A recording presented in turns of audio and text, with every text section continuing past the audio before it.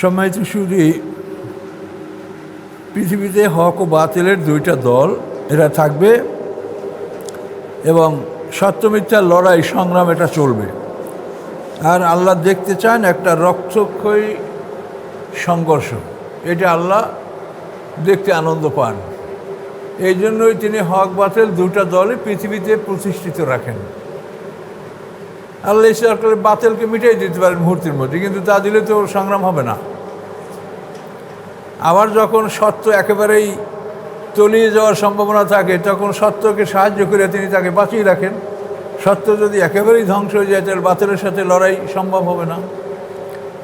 এই জন্য এটা আল্লাহরই কুদরত, আল্লাহর ইচ্ছা, এটা তিনি পছন্দ করেন। এখন এই ব্যাপারে আমরা সমালোচনা করার কোনো অধিকার রাখি না। আল্লাহ বলে দিয়েছেন যে তিনি যা করেন তাকে কেউ প্রশ্ন করতে পারে না। অন্য সবাইকেই জিজ্ঞাসা করা হবে, কিন্তু আল্লাহকে জিজ্ঞাসা করার কোনো অধিকার আমাদের নাই। কাজে এই সমস্ত বিষয়ে আমরা অত্যন্ত অপারগ এবং আমরা অত্যন্ত অসহায়, কিন্তু আমরা এতটুকু আশা করতে পারি যে আল্লাহ মহান শক্তির মালিক হওয়ার পরেও তিনি দয়ালু, এইটা তিনি ঘোষণা করেছেন। সে যতই ক্ষমতার মালিক, শক্তির মালিক, সর্বশেষ তিনি দয়ালু এবং তার দয়াটা সব কিছুর চাইতে বড়। কাজে আমরা তার দয়ার আশা করতে পারি। জীবনে কতগুলো জিনিস আপনারা চিন্তা ভাবনা করবেন। এই পৃথিবীটা কোথায় আমরা কি বলতে পারি? আপনার ঠিকানাটা কি? যে পৃথিবীটা ঘন্টায় 43,200 মাইল বেগে উড়ে বেড়াচ্ছে, তা আপনার ঠিকানাটা কোথায়? আপনি তো এই জাহাজের ভিতরে বসে এপার ওপারে সেপারে এই ঠিকানা বলতে পারেন, আসলে আপনার ঠিকানাটা কোথায়? এই পৃথিবীটা ঘন্টায় 43,200 মাইল বেগে শূন্য উড়ে বেড়াচ্ছে, তাহলে ঠিকানাটা আমাদের কোথায়? এখানে আমরা ঢুকলাম কীভাবে? আমরা কি বলেছি কেউ যেখানে যাব? আল্লাহ দয়া করে আমাদের এখানে ঢুকেছেন। ঢুকানোর পরে এই জায়গাটা আমাদেরকে ভালো লাগে। এখন আমরা এখান থেকে যেতে চাই না। বিছনায় শুইলে তার মনে যায় পৃথিবী তো ভালো, এখানে যদি থাকতে পারি আরও তো ভালো। থাকার জন্য আমরা আপ্রাণ চেষ্টা করি, কিন্তু আমরা থাকতে পারবো না। এখান থেকে আমাদেরকে বের করা হবে। বের করার পরে আবার এরকম আর একটা জগতে আমাদেরকে নিয়ে যাওয়া হবে। এই জগৎটা যেরকম আমাদের অচেনা, অপরিচিতটার কোনোই ব্যাখ্যা আমরা দিতে পারি না। আমাদেরকে এখান থেকে বের করে নিয়ে আবার আর একটা জগতে আমাদেরকে নিয়ে যাওয়া হবে। তো সেই জগৎটা, সেটার দুইটা অংশ, জান্নাত এবং জাহান্নাম সম্বলিত দুইটা অংশ, সেই জগতে আমাদেরকে নিয়ে যাওয়া হবে। আমরা সেখানে যেতে বাধ্য থাকব। তো এই সমস্ত বিষয়ে আমাদের কোনো ইখতিয়ার নেই, আমরা কিছুই করতে পারবো না। আপনি একটা গাড়ির মধ্যে আছেন, গাড়িটা চলছে, আপনি কি করবেন ভিতরে বসে? কিছু করার আছে? এই পৃথিবী নামক এই বিশাল জাহাজ চলে বেড়াচ্ছে, আমরা তার মধ্যে, আমরা কি করতে পারি? শূন্যের উপরে উড়ে বেড়াচ্ছে। তাহলে মানুষের সৃষ্টির বিষয়টা এটা অত্যন্ত আশ্চর্যজনক। এবং এটা চিন্তা করলে আমরা নিজেরা মানুষ, কিন্তু আমাদের ব্যাখ্যা বা পরিচয় আমরা জানি না। আমি কি, আপনি কি বলতে পারবেন?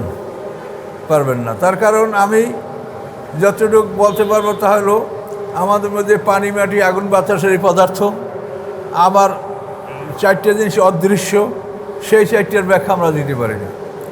নফসে মুতমাইন্না, নফসে লাওয়ামা, নফসে আম্মারা, এই তিনটা তো মোটামুটি বলতে পারতেছি।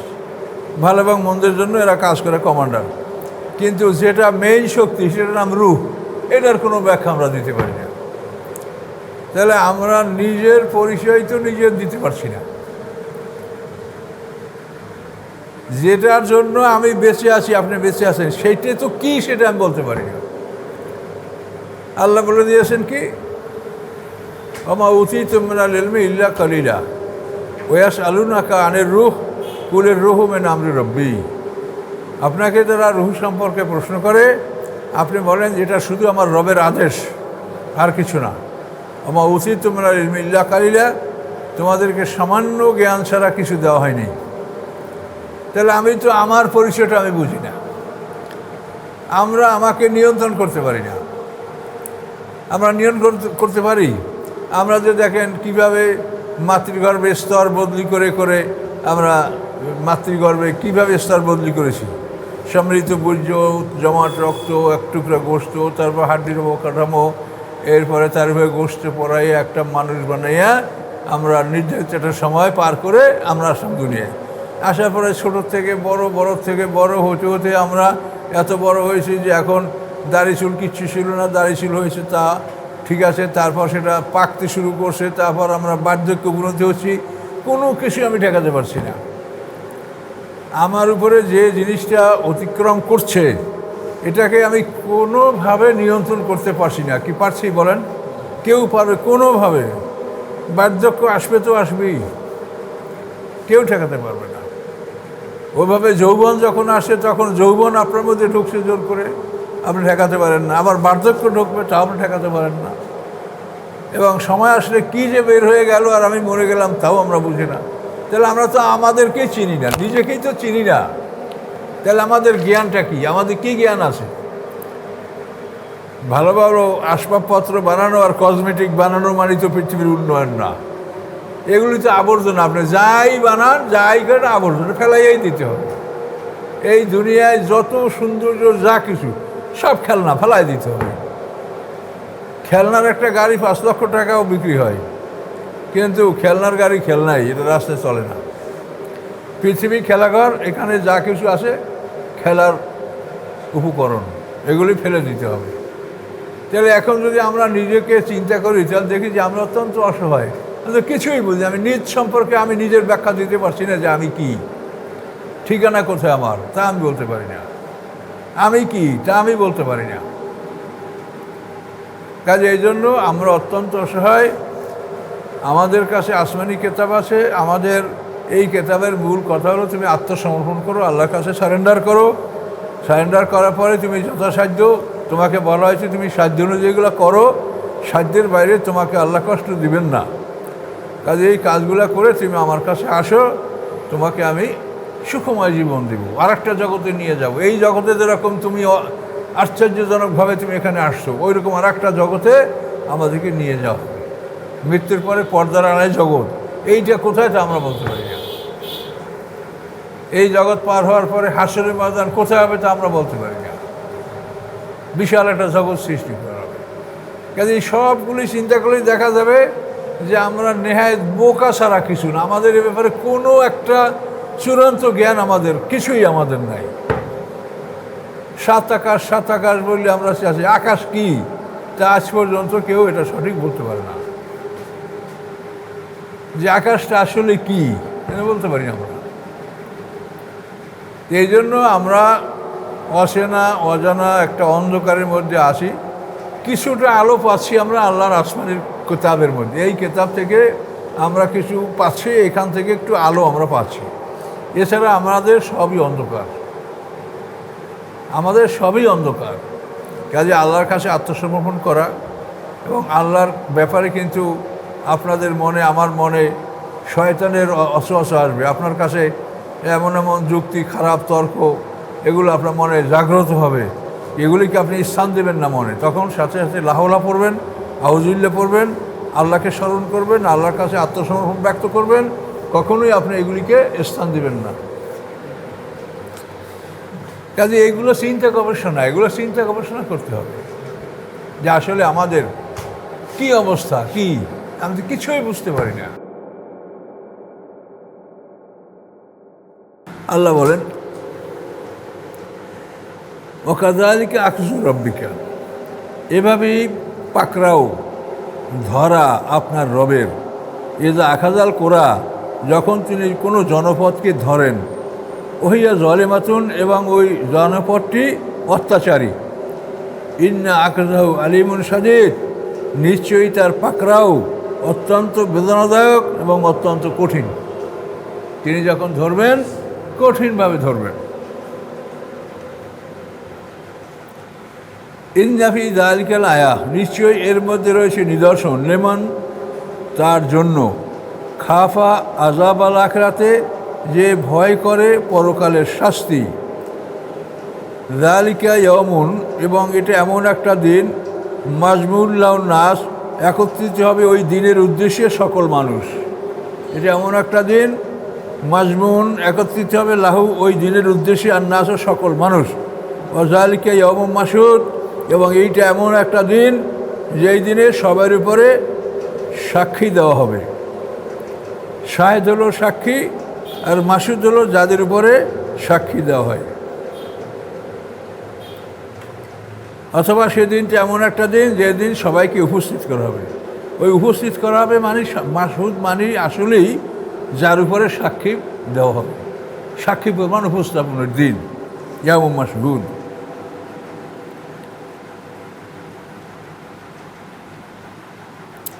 আজালে মাদুদ, আমি বিলম্ব করি না উহাকে, ওই দিনটাকে, এই ইয়াউমুম মাসউদ কিয়ামতের দিন, এই দিনটাকে আমি বিলম্ব করি না ইল্লালে আজালে মাহদুদ,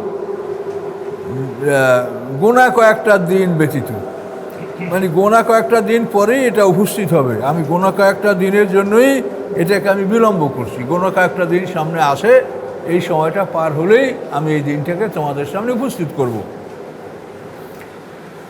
আজালে মাদুদ মানে নির্ধারিত সময়, এই নির্ধারিত সময় পর্যন্ত আমি বিলম্ব করতেছি এই দিনটা প্রকাশ করতে। এই নির্ধারিত সময়টা পার হয়ে গেলে এই দিনটা আমি প্রকাশ করব। এই দিনটি আল্লাহ তাআলা কখন প্রকাশ করবেন আল্লাহ কাউকে বলেন না। ইয়াউমা ইয়াতি, যেদিন এই দিনটা আসবে উপস্থিত হবে, সেই দিন অবস্থাটা কী হবে? লা তাকাল্লামু নাফসুন, কথা বলবে না কোনো মানুষ, ইল্লা বিইজনি, আল্লাহর অনুমতি ছাড়া। আল্লাহর অনুমতি ছাড়া কেউ কথা বলবে না। ফামিনহুম শাকিম ওয়া শাহিদ, যারা এই দিনে উপস্থিত হবে তারা দুই দল, শাকিব এবং শাহিদ। দেখেন মানুষ কিন্তু দুই দল, কোরআনে সব সময় আল্লাহ এটা বলছে, মোমেন কাফের, শাকি শাহিদ, হ্যাঁ, হেজবুল্লাহ হেজবুল শয়তান, এই দল দুটোই, এর বাইরে কোনো দল নেই। আমরা আলেমুলামার পৃথিবীতে দলগুলি করছি, এগুলির জন্য আমরা আল্লাহর কাছে জবাব দিতে বাধ্য থাকব। তো সেদিন সবাই আল্লাহর কাছে হাজির হবে। ফামিনহুম, তাদের মধ্যে শাকি একদল, শাহিদ একদল। তো শাকির কথা আগে বলছে, অর্থাৎ দুর্ভাগ্যবান, আর শাহিদ হলো সৌভাগ্যবান। তাহলে দুর্ভাগ্যবানের সংখ্যাটা হবে বেশি। কোরআনে যখনই দুইটা জিনিস আলোচনা করা হয়, উত্থাপন করা হয়, যেটা প্রথম উত্থাপন করা হয় ওইটার সংখ্যা বেশি। তাহলে এখানে বোঝা গেল যে শাকি দুর্ভাগ্যবান এরা বেশি, আর শাহিদ হলো সৌভাগ্যবান, এরা কম। কাফের এবং ভাগ্যবান দুর্ভাগ্যবান বিভিন্ন নামে আল্লাহ বলছেন। মোমেন, কাফের, শাকি, শাহিদ, হেজবুল্লাহ, হেজবুল শয়তান, আসাবুল মাইমান, আসাবুল মাসামা, ডান হাতলা, বাম হাতলা, বিভিন্ন নামে এই পরিচয়গুলো দিয়েছেন। আল্লাহর অনুমতি ছাড়া কেউ কথা বলতে পারবে না। তাদের মধ্যে একদল দুর্ভাগ্যবান কাফের ও শাহিদ, আর একদল সৌভাগ্যবান। ফাম্মাল্লাযিনা শাকু, অতঃপর যারা দুর্ভাগ্যবান, কাফির নার, তারা থাকবে আগুনের মধ্যে। দুর্ভাগ্যবানরা থাকবে আগুনের মধ্যে।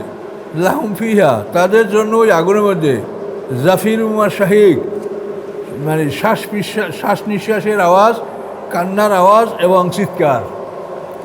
জাফির হলো শ্বাস প্রশ্বাসের আওয়াজ, কান্নার আওয়াজ, আর শাহিক হলো চিৎকার।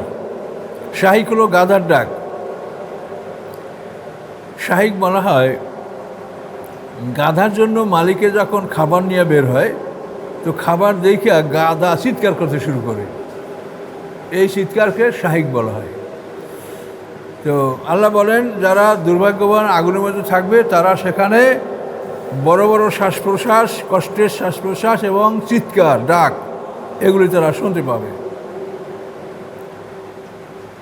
খালিদিনা ফিহা, এই অবস্থার মধ্যে অনন্তকাল থাকবে তারা। খালিদিনা মানে অনন্তকাল থাকবে, ফিহা এই অবস্থার মধ্যে, এই জাহান্নামের মধ্যে। কতদিন থাকবে? মা দামাতিস সামাওয়াতু ওয়াল আরদ, যতক্ষণ স্থায়ী থাকবে আকাশ এবং পৃথিবী।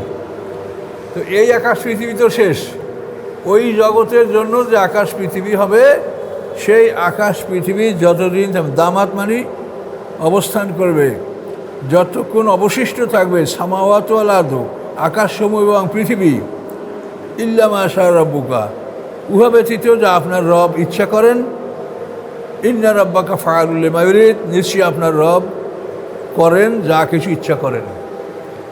তো এখন আমরা একটা টার্ম নির্ধারিত পাইলাম যে আকাশ পৃথিবী থাকা পর্যন্ত তাদের শাস্তি চলবে, এরপরে আপনার রব যা করবেন তাই হবে। ইল্লা মাশা রব্বুকা, উহা ব্যতীত যে আপনার রব যা ইচ্ছা করেন, ইন্না রব্বাকা ফাআলুল লিমা ইউরিদ, নিশ্চয়ই আপনার রব তিনি ফাইল মানে নেওয়ার ফায়াল, যিনি অধিক কিছু করেন, যিনি যথেষ্ট করবেন, তিনি লিমা ইউরিদ, যা তিনি ইচ্ছা করেন, তিনি যে ইচ্ছা করেন তাই করবেন। তাহলে বোঝা গেল যে এভাবে একটা সমাপ্তি আসবে।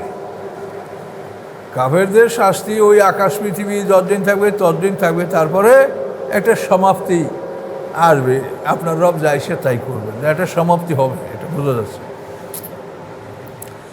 অম্মাল্লাদিনা শহীদু, এরপরে শোনেন ভাগ্যবানদের কথা। অম্মাল্লাদিনা শহীদু, অথবা যারা হবে ভাগ্যবান, ফাফিল জান্নাতে খালিদিনা ফিহা, তারা ফি মানে মধ্যে, অতঃপর মধ্যে জান্নাতের মধ্যে খালিদিনা ফিহা, অনন্তকাল থাকবে তারা উহার মধ্যে। কতক্ষণ থাকবে বলেন? মা দামাতিস সামাওয়াতুল আরদ, যতক্ষণ স্থায়ী থাকবে আকাশ এবং পৃথিবী। জান্নাতের ওই আকাশ পৃথিবী যতদিন থাকবে ততদিন জান্নাতবাসীও সেই থাকবে। ইল্লা মা শাআ রাব্বুকা, উহা ব্যতীত যা আপনার রব ইচ্ছা করেন।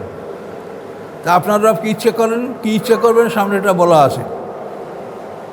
আতন গায়রা মাজুস, অনুদান যা কখনো কর্তন করা হবে না, যা বন্ধ করা হবে না। তাহলে দেখা যায় যে ওই আকাশ পৃথিবী শেষ হওয়ার পরেও নেককারদের অনুদান বন্ধ হবে না, তাহলে তাদের জীবন তারপর অবশিষ্ট থাকবে।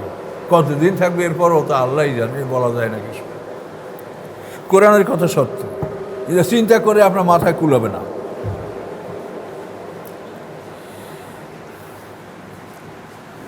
ফালা তাকু ফি মিরিয়াতিন মিম্মা ইয়াবুদু হাউলাই, আপনি কখনো সন্দেহের মধ্যে পড়বেন না, সন্দেহের মধ্যে পতিত হবেন না। তাকু মানে তাকুনু, হওয়া, আপনি হবেন না ফি মেরিয়াতেন, সন্দেহের মধ্যে, মিম্মা ইয়াবুদু হাউলাই, উহা সম্পর্কে এরা যাদের ইবাদত করে, এই কাফের মুশরিকরা যাদের ইবাদত করে।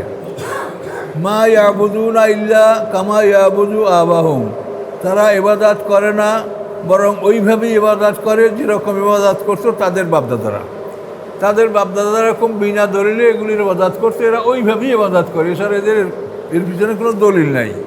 মেন কবলিতি পূর্ব ওয়াইন্নাল্লাহ মুয়াফুম নাসিবাহুম, নিশ্চয়ই আমি আল্লাহ অবশ্যই পরিপূর্ণ করে দিব তাদেরকে, নাসিবাহুম তাদের অংশ, গায়রা মানকুস, কোনোভাবেই কম করা হবে না। তাদের শাস্তির যে অংশ আল্লাহ বলেন এটা আমি পুরোপুরি তাদেরকে দিব, এ থেকে কম দেওয়া হবে না, আর বেশিও দেওয়া হবে না। ওয়ালাকাদ আতাইনা মূসাল কিতাবা, নিশ্চয়ই আমি দিয়েছি মূসা আলাইহিস সালামকে কিতাব, ফাখতুলিফা ফিহি, ওই কিতাবের মধ্যেও মতভেদ করা হয়েছে। কিতাবের নাম হচ্ছে তাওরাত। নাস্তুরিয়া, মালকানিয়া, ইয়াকুবিয়া, বিভিন্ন নামের তাওরাত তারা বের করেছে।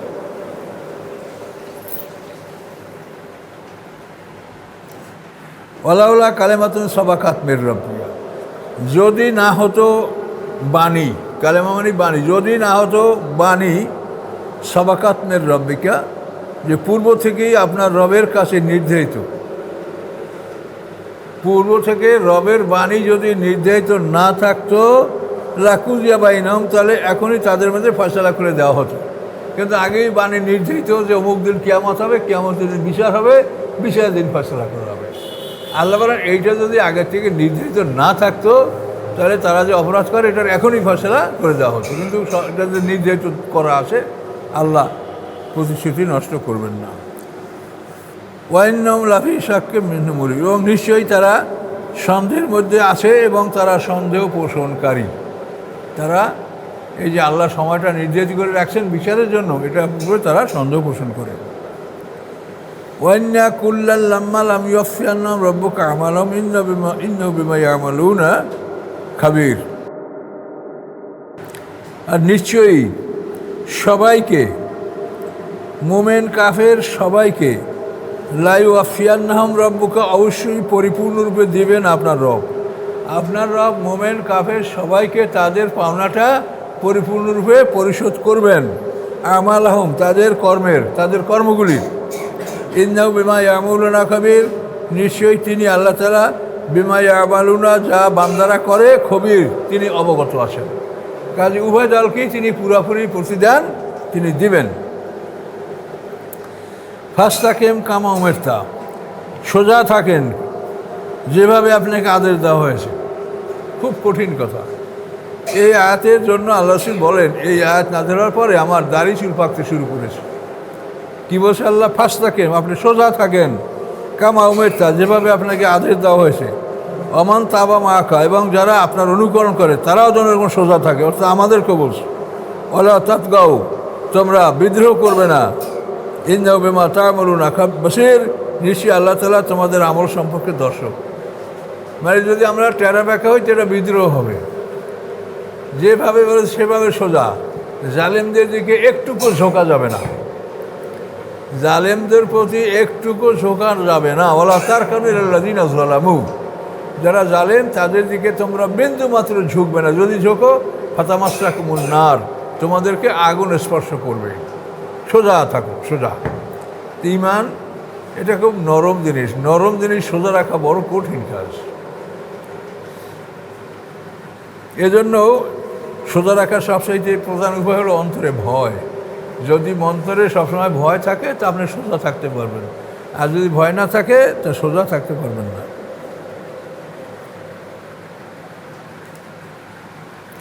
দেখেন, একটা চিরসত্য, কিন্তু কথাটা শুনতে খারাপ লাগে। কুকুরের লেজে বাঁকা, এটা কোনো তেল ঘি দিয়ে মাজলে কখনো এটা সোজা হয় না। কিন্তু একটা জিনিসে কুকুরের লেজ সোজা হয়, সেটা কি? কুকুর যদি দেখে যে তার সাথে একটা শক্তিশালী কুকুরদের সামনে পড়েছে, তখন ও আস্তে লেজ সারিয়ে দিয়ে তার কাছে মাপ চায় আর কয় যে ভাই আমি যাই, তুই আমার পথ সারিয়ে দেয়।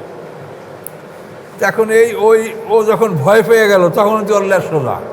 আর এই ভয় যতক্ষণে না পায় ততক্ষণে ওর লেজ কোনোভাবে সোজা হয় না। কিন্তু এই ভয়তে কিন্তু বাঁকা মন সোজা হয়। এই জন্য ভয় জিনিসটা অন্তরে সবসময় স্থান দিতে হবে। এই দেখেন সামনে, ওয়ালা তারকানু ইলাল্লাযীনা যালামু, তোমরা ঝুঁকবে না জালেমদের প্রতি, বিন্দুমাত্র জালেমদের দিকে ঝুঁকবে না। ফাতামাসসাকুমুন নার, তাহলে স্পর্শ করবে তোমাদেরকে আগুন। আল্লাহ রসুলকে কতভাবে চেষ্টা করছে যে আপনি আমাদের একটা দেবদেবকে একটু চুমু দেন, মশা দেন, একটু ভালো আদর করেন, তারপর হেজিয়াসা চুম্বন করেন, তাহলে আমরা আপনাকে হেজিয়াসা চুম্বন করতে দিব না। এভাবে তারা আল্লাহ রসুলকে বিভিন্নভাবে সত্যচ্যুত করার জন্য তারা বিভিন্ন চেষ্টা করছে। আর আল্লাহ বলছে আপনি একেবারে ডাইরেক্ট সোজা থাকেন। আর যারা সত্যের প্রতি সোজা থাকবে তাদের সবার কাছে তারা কোনোদিন প্রিয় হবে না। যে মানুষটা সবার কাছে প্রিয়, সবাই যাকে ভালোবাসে, সে হলো বাতিলের সাথে আপোষকারী।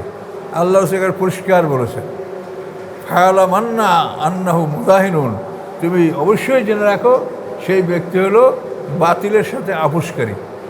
যে বাতিলের সাথে আপোষ করে তাকে সবাই ভালোবাসে, আর যে নিজে সোজা থাকে তাকে সবাই ভালোবাসবে না। কিছু লোকে ভালোবাসবে, অধিকাংশরা তাকে ভালোবাসবে না। এটা আপনাকে বুঝতে হবে। ওমা লাকুম মিন দুনিল্লাহি মিন আউলিয়া, এবং নাই তোমাদের জন্য মিন দুনিল্লাহি, আল্লাহর মোকাবেলায়, আল্লাহর পরিবর্তে, মিন আউলিয়া, কোনো অভিভাবক, সুম্মা লা তুনসারুন, অথবা তোমরা সাহায্য প্রাপ্ত হবে না। তোমরা সাহায্য প্রাপ্ত হবে না। যদি অন্যদিকে ঝোঁকো তা আল্লাহ সাহায্য তোমরা পাবে না, আর যদি না ঝোঁকো তাহলে ডাইরেক্ট আল্লাহ সাহায্য করবে। যেমন ইব্রাহিম আলাইহিস জীবন, তিনি একটুকু ঝোঁকেন নাই। জিবরাইল, মিকাইল, আগুনের ফেরেশতা, বাতাসের ফেরেশতা, কারো কথায় তিনি একটুকু টলেন নাই। সোজা, আমি আল্লাহর কাছে আত্মসমর্পণ করেছি। এই সোজা থাকলে কী করছে আল্লাহ তাআলা? তা আল্লাহ সাহায্য পাওয়া যাবে। আর ওই সোজা না থাকলে আল্লাহ সাহায্য পাওয়া যাবে না। আকিমিস সালাতা তারাফাইন নাহারে, প্রতিষ্ঠা করুন নামাজ দিনের দুই প্রান্তে।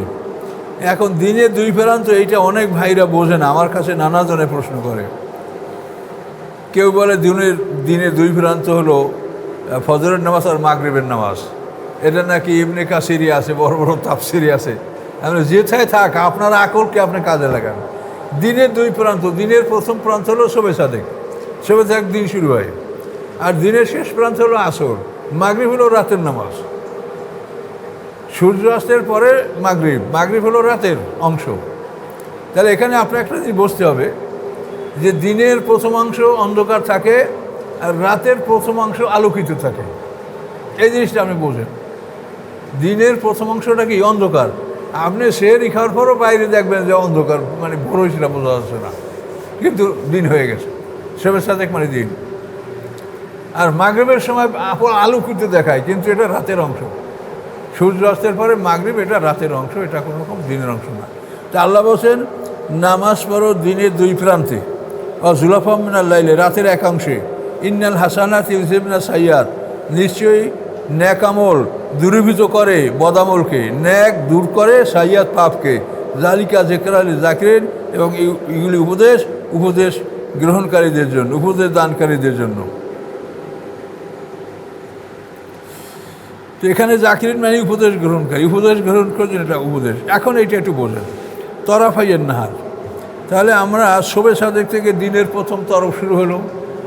এই প্রথম তরফ শুরু হওয়ার আমরা ধরেন ঘণ্টাখানেক পার হয়ে যাওয়ার পরে আমরা ফজরের নামাজটা পড়ি। তাহলে দিন শুরু হওয়ার 1 ঘন্টা পর দিনের প্রথম অংশের নামাজটা আমরা পড়ি। তাহলে দিনের শেষের অংশটা মানে দিনের 1 ঘন্টা অবশিষ্ট থাকতে আমরা পড়ব।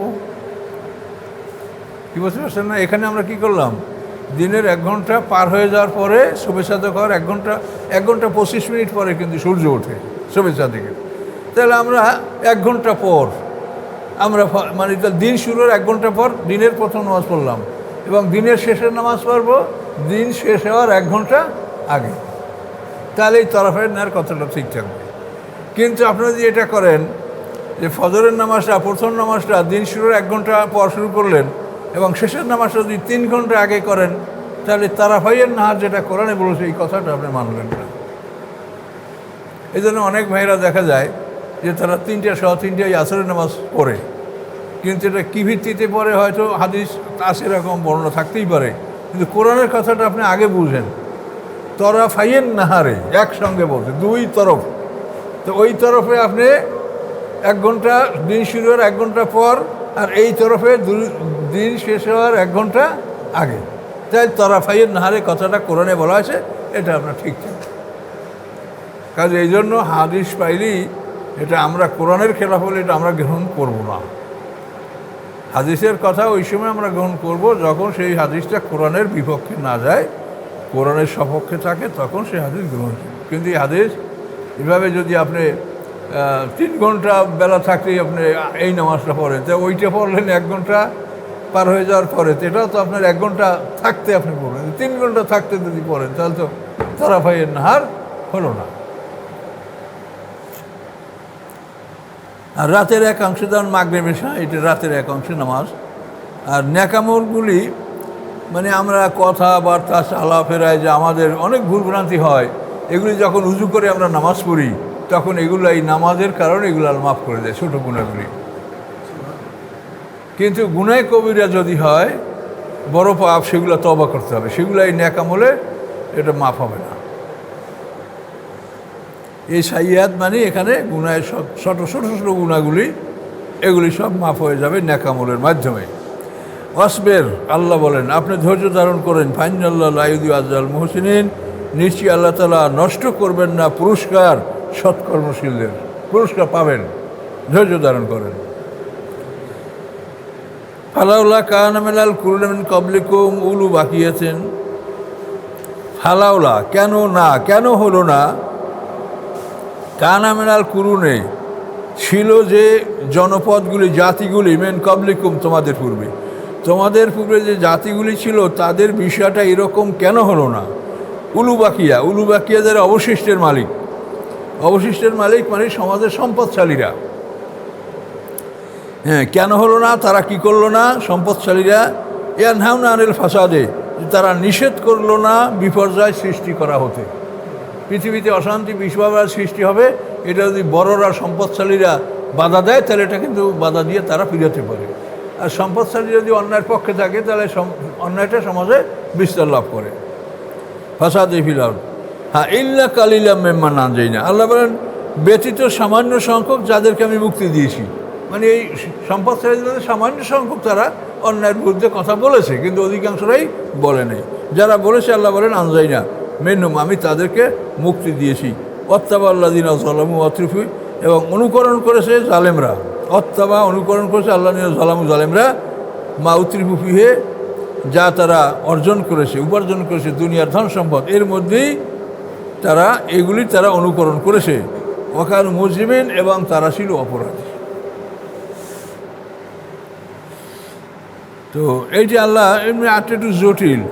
আবার দেখেন, কেন হলো না জনপদগুলির মধ্যে হতে তোমাদের পূর্বে যারা ছিল সম্পদশালী, তারা এরকম কেন করলো না জিয়ানহাউনা আনিল ফাসাদে, যে তারা নিষেধ করবে অশান্তি সৃষ্টি করা থেকে ফিল আরদে, পৃথিবীর মধ্যে।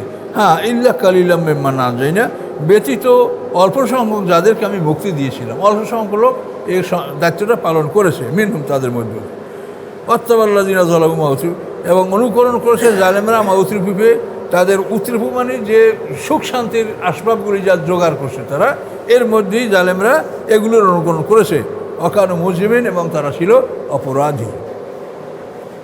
অমা কানা রাব্বুকা লিয়াহলিকাল কুরা বিজুলমিন ওয়া আহলুহা মুসলিমুন।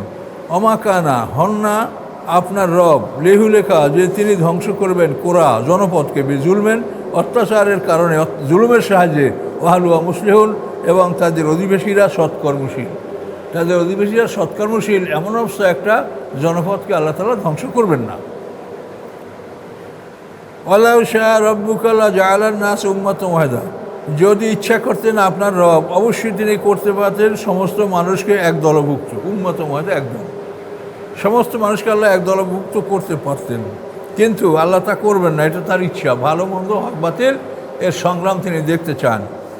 ওয়ালা ইয়াজালুনা মুখতালিফিনা, এবং তারা সর্বদাই মতভেদ করতে থাকবে। সর্বদাই মানুষেরা দলে দলে মতভেদ করতে থাকবে। হ্যাঁ, মতভেদ করবে না কারা?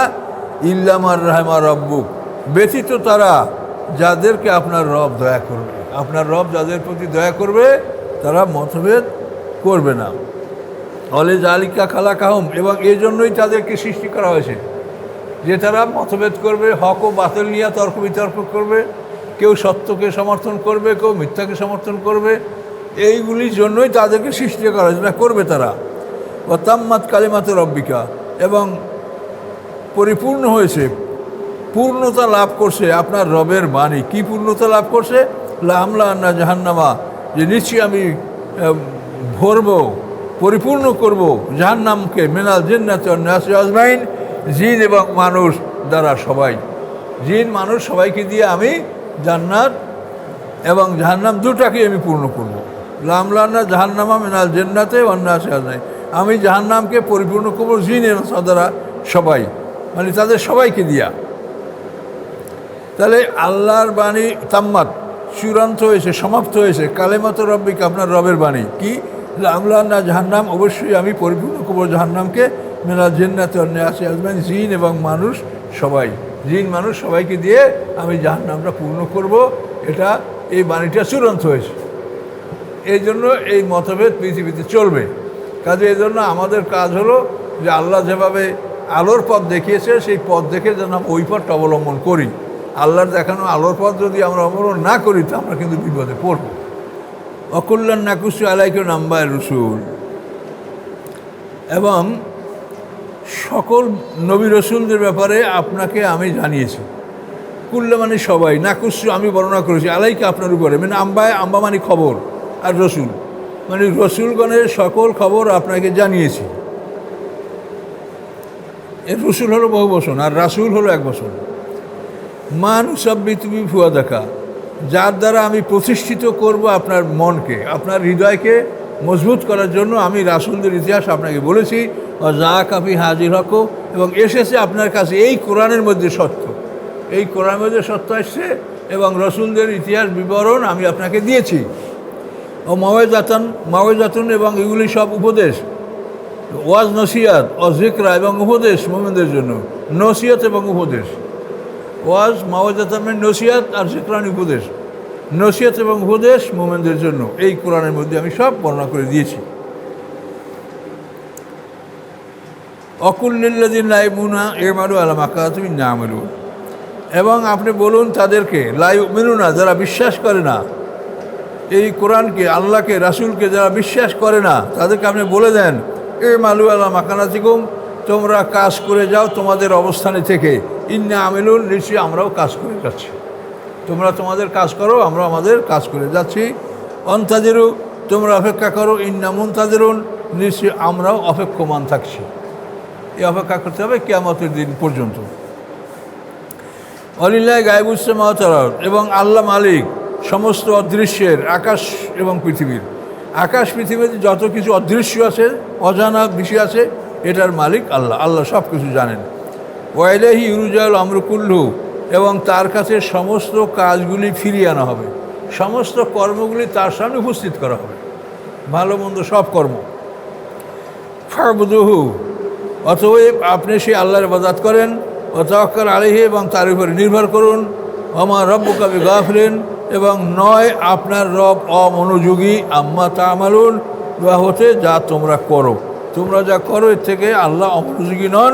সব কিছু তার সামনেই আমরা করছি, তিনি সব কিছু দেখতে পাচ্ছেন। কিছুটা শেষ হলো ইনশাল্লাহ।